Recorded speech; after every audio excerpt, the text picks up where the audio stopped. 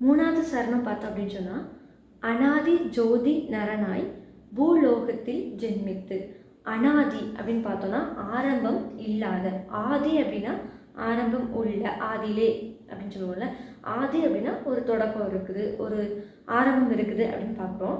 அனாதி அப்படின்னு சொன்னால் ஒரு ஆரம்பம் இல்லாத. இப்போ நம்ம எல்லாத்துக்குமே ஒரு பிறந்த டேட் இருக்குது அப்படி தானே, ஆனால் ஆண்டவருக்கு வந்து அப்படி கிடையாது. அப்போது அனாதி, ஆரம்பம் இல்லாத ஜோதி. ஜோதி அப்படிங்கிறது வந்து ஒளியை குறிக்கிறது. அப்போது ஆரம்பம் இல்லாத ஒரு ஒளியான நரனாய் அப்படின்னு சொன்னால் மனிதனாய், ஆரம்பம் இல்லாத ஒரு தொடக்கம் இல்லாத ஒளியான மனுஷனாக இந்த பூலோகத்தில் பிறந்து அரூபி ரூபி தயவாய் என் கோலத்தை எடுத்து.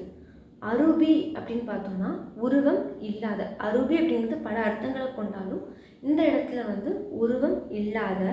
ரூபி தயவாய் அப்படின்னா விலை மதிப்பற்ற தயவாய் என் கோலத்தை எடுத்து. என் கோலம், அதாவது இந்த இடத்துல பக்தன் எழுதியிருக்கிறார் இல்லையா, என் கோலம் அப்படின்னு. அப்படின்னா மனித கோலத்தை எடுத்து, உருவம் இல்லாத, விலை மதிப்பு இல்லாத தயவுடன் என்னோட கோலத்தை, என்னோட அந்த பாவியான மனுஷ கோலத்தை எடுத்து மெய்யான பலியாய் மாண்டார், நிறைந்த மீட்பு உண்டாக்கினார்.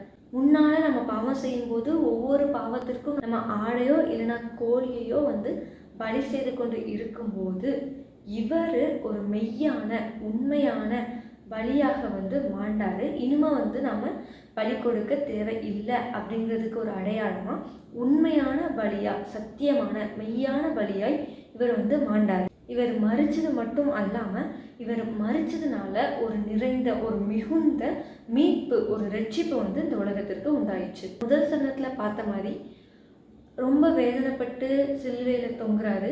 ரெண்டாவது சரணத்தில் எல்லாத்தையும் உண்டாக்கின தேவதூதர்களால் போற்றப்பட்டு கொண்டிருக்கிற மிகப்பெரிய ஒரு தேவனுக்கு மைந்தனா வந்து பிறக்கிறாரு. மூணாவது சரணத்தில் நம்ம பார்க்கும்போது மெய்யான பலியாக மாண்டு எனக்கு மீட்புண்டாக்குன இவர் தான் என்னோட ரட்சகர், என்னோட நாதர் அப்படிங்கிறவனமா பக்தன் வந்து இந்த பாடலை வந்து முடிக்கிறாரு. முதல் சரணத்தில் ஆரம்பிக்கும் போது கொடுமையான ஆணி தைத்தவராய் இவ்வளோ அவமானங்களை சகிச்சவராக மதித்த இவர் யார் அப்படிங்கிற கேள்வியோட ஆரம்பிக்கிறாரு. இந்த சரணத்தை முடிக்கும்போது எப்படி முடிக்கிறார் அப்படின்னா, இவர் தான் என்னோட ரட்சகர், இவர் தான் என்னோட நாதர், அதாவது என்னோட கடவுள், என்னோட ஆண்டவர் அப்படிங்கிற வண்ணமாய் இந்த பக்தன் இந்த பாடலை வந்து நிறைவு செய்கிறார். அர்த்தம் தெரிஞ்சு ஆண்டவரை ஆராதிக்கணும் அப்படிங்கிறதுக்கான சிறு முயற்சி தான் பேசும் கீதங்கள். அடுத்த பாடலுக்கான அர்த்தத்தை அடுத்த வீடியோவில் பார்க்கலாம். உங்களுக்கு அர்த்தம் தேவைப்படும் பாடல்களை கமெண்ட் செக்ஷனில் சொல்லுங்கள்.